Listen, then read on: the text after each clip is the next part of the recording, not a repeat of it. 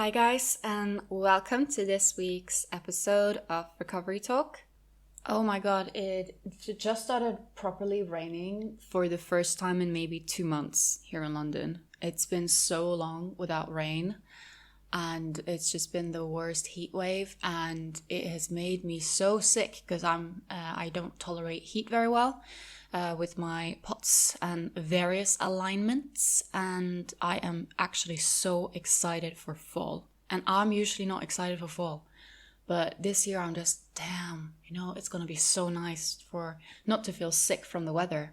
I have to be transparent and say that I've been very unwell for the last few weeks especially. It's been pretty bad. I think the only person who's really seen how bad it is has been my partner. She's been an amazing support. But other than that, it's been a lot of time on bed rest, but started some new medications and stuff, so we'll see how it goes, and I'm hoping for better times.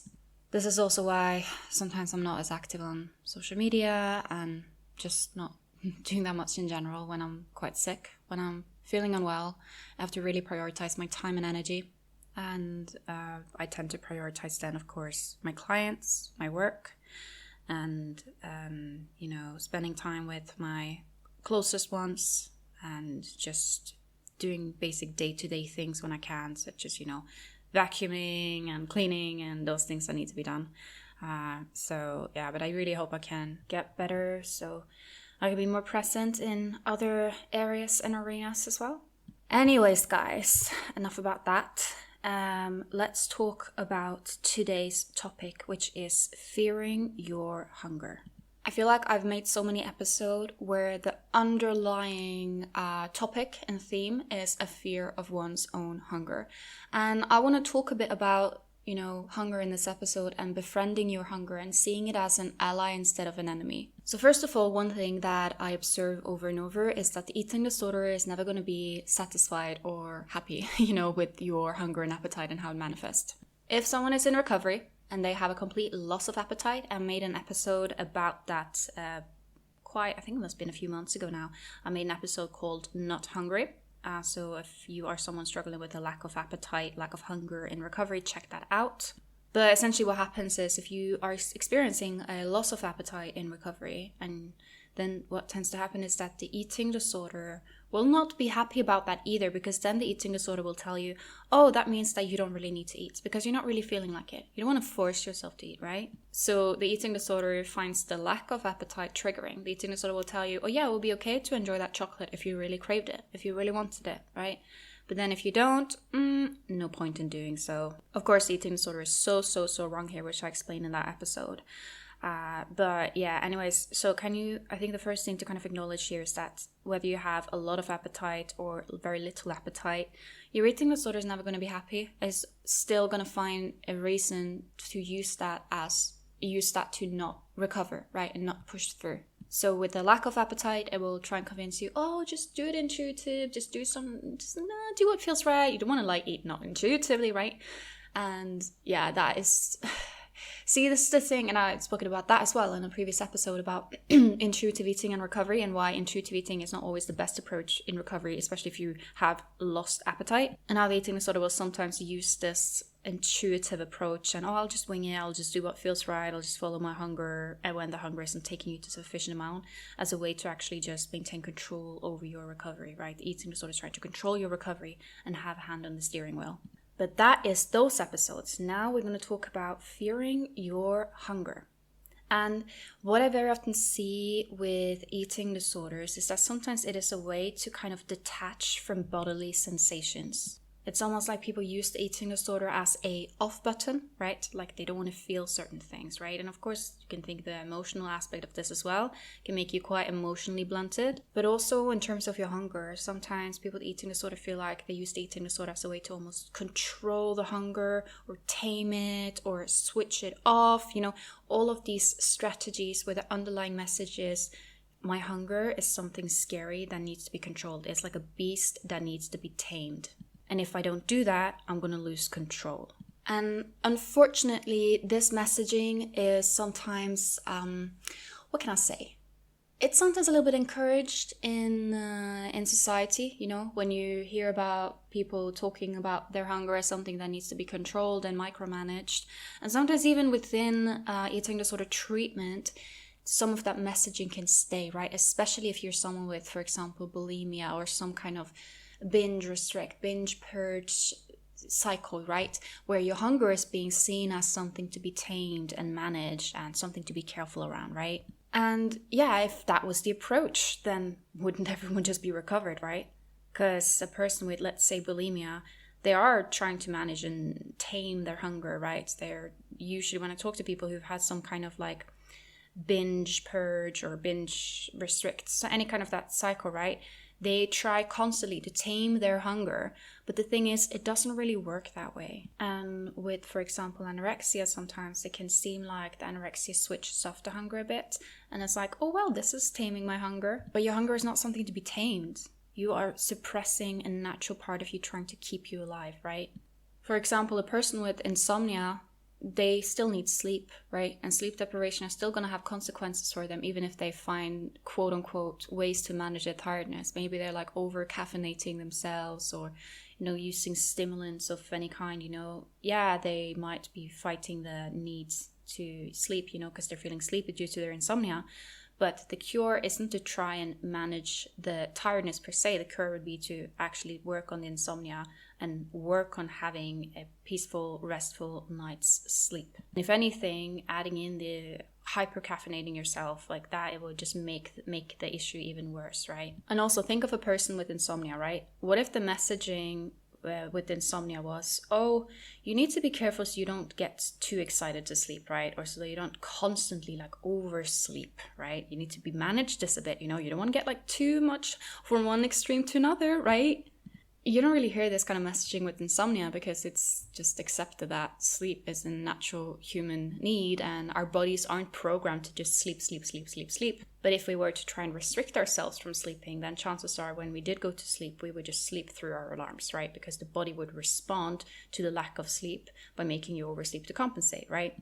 And the same thing goes with hunger. And yes, there are people who may express that restriction numbs their hunger in some way, but the same people will very often have some kind of obsession with food, so they will technically have mental hunger, right? If you're constantly thinking about food, obsessed about food, looking at pictures of food, planning your meals, that in itself is a form of hunger. It's just manifesting mentally, not physically, but it's still a valid form of hunger. And yeah, there does exist people who don't experience this either, where it's instead a complete lack of interest in food, right?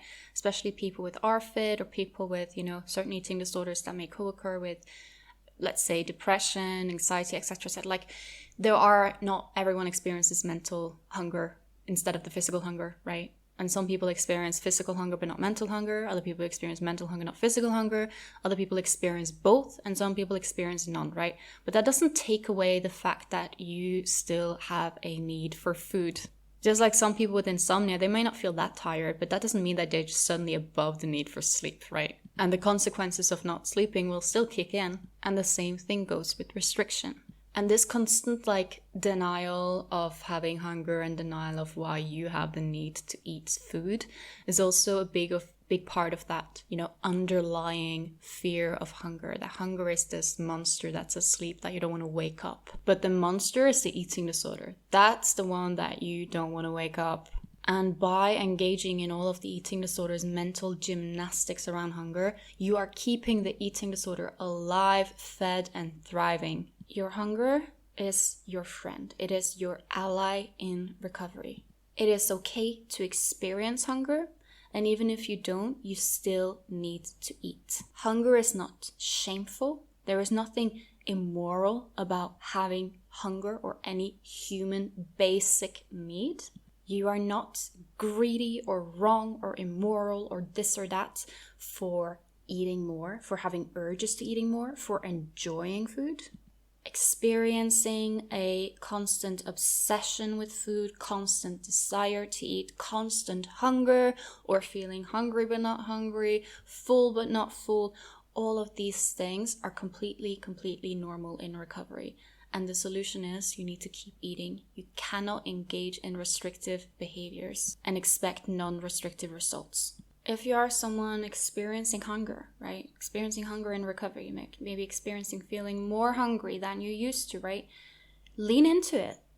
Feed it. And sometimes it's common when someone eats more in recovery, they may feel more hungry.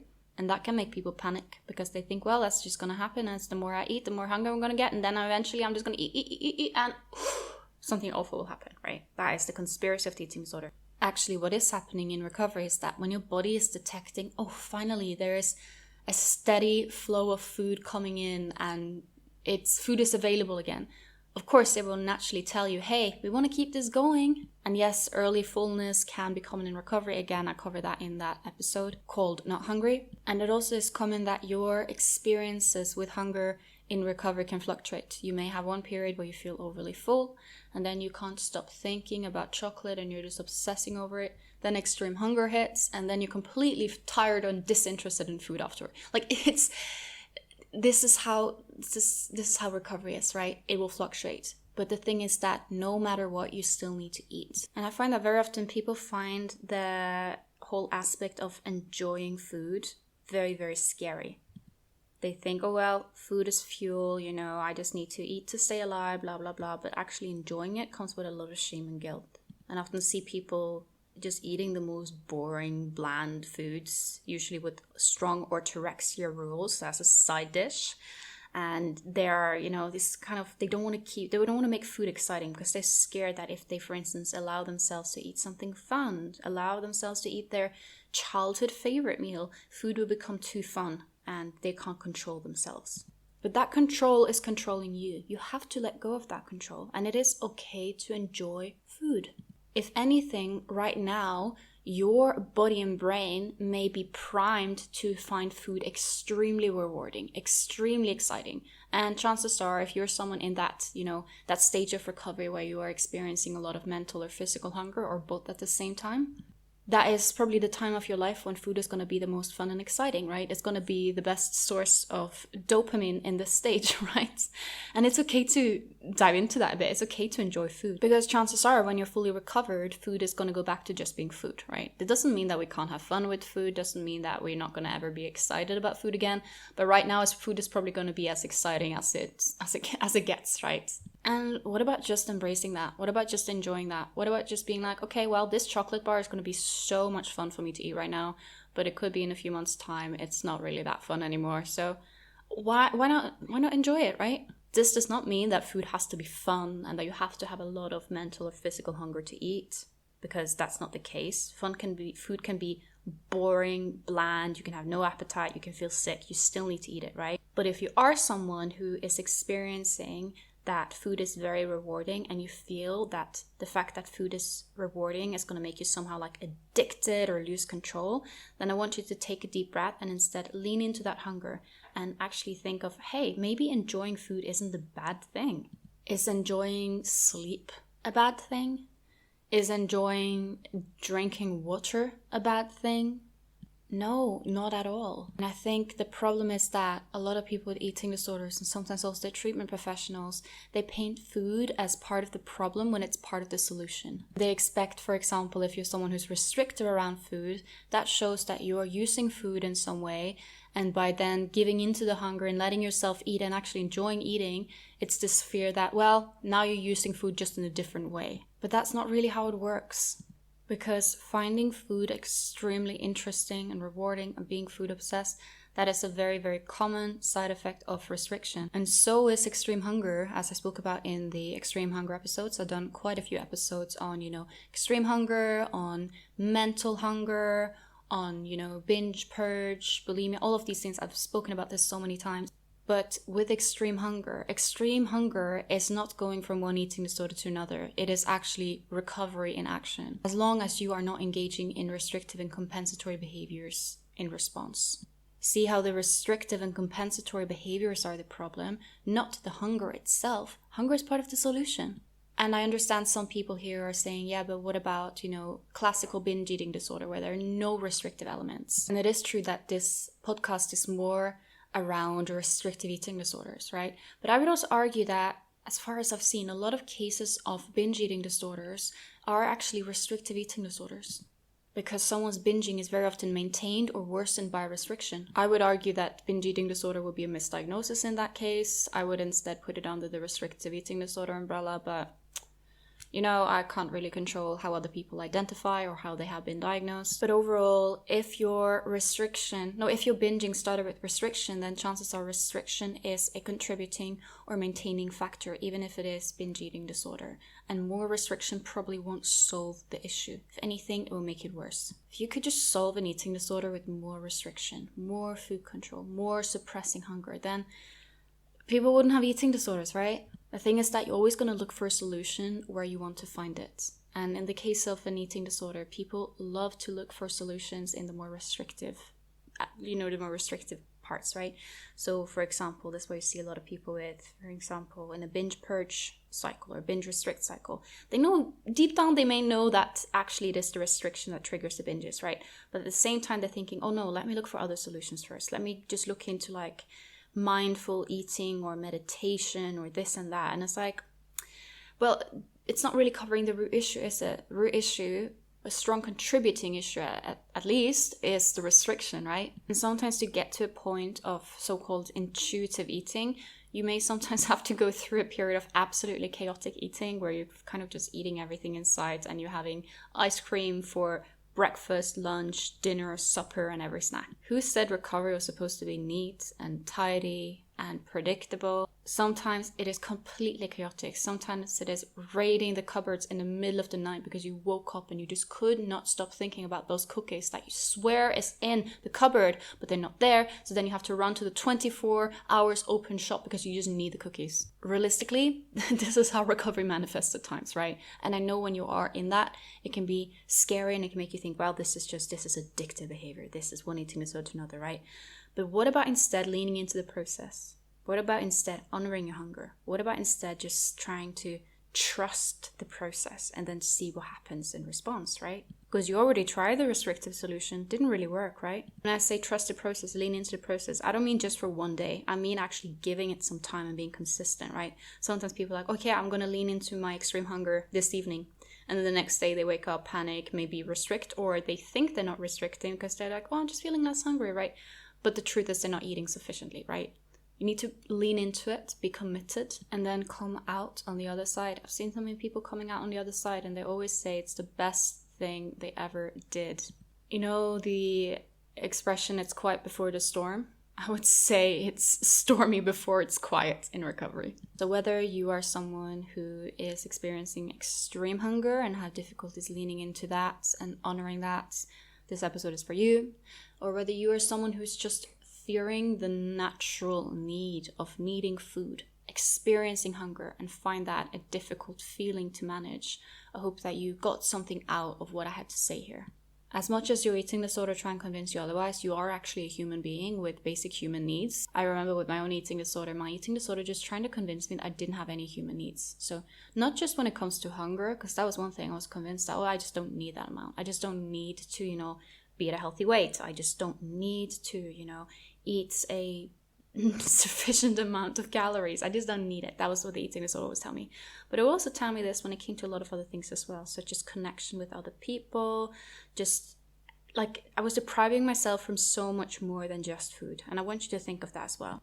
When you're denying yourself the basic need of hunger, what other things are you denying yourself? I was denying myself love, I was denying myself friendships, I was denying myself connection, I was denying myself touch, etc, etc, etc. Not to mention I was denying myself resources, right? I felt guilty spending money, guilty, doing nice things for myself. I found that by honoring my hunger, I also started honoring other needs that I have, right? And at first I felt so guilty about having any human needs at all. And I realized there is no shame in that. We have those needs for a reason, right?